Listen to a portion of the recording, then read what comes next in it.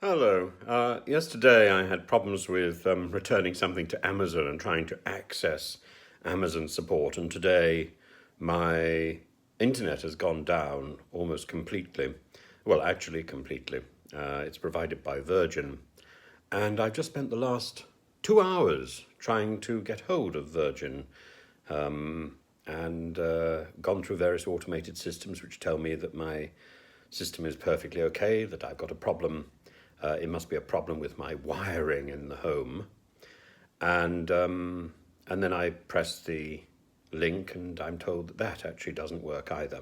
That they have a problem. Oops, we'll be back with you later. So it is nonsensical. Then I finally got through to a person in South Africa, charming lady, and she couldn't see my device online at all. So we reset it with a pin and all this sort of rubbish, and she still couldn't see it. And then all her systems went down just when she was about to book a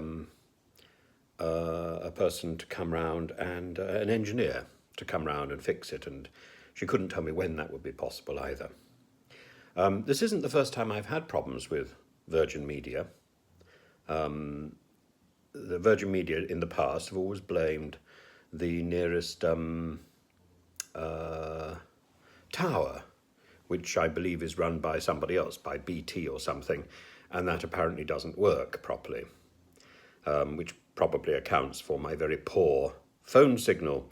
As a result, Virgin Media got me to pay double the amount to get a sort of super subscription so that I can actually get the basic broadband coverage.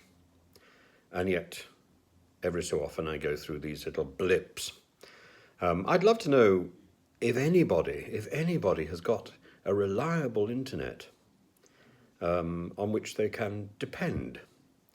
I find it deeply, deeply frustrating that one has to go round and round in circles, and it becomes evident after a while that the problem is not mine. The problem is this company's, or whatever company it is, and the language the company uses to try and avoid taking responsibility is simply exhausting.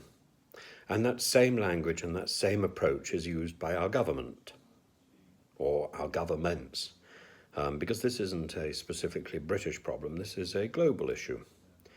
We have learnt how to use language to dissemble rather than to explain and facilitate. We've learned how to use language to deceive. And maybe we could say that's always been the option, that's always been the way. But now it's harnessed by business, and we are trapped.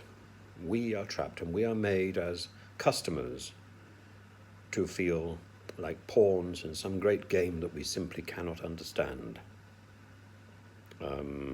I think the time has come to challenge this, absolutely, and not to shrug and say, oh, well, it happens to everybody. I think the time has come to collect as much information as possible about the deceit which is used in business, particularly by these large companies. And it's not about whether or not they pay tax. Who cares, in a way?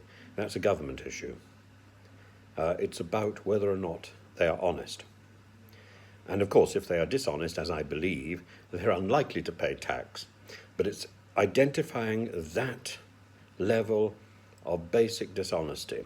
And if we were to keep a proper record and have a really good national or international database of basic dishonesty, then we would have something with which we can fight these companies. As simple as that. I look forward to your response and to your suggestions.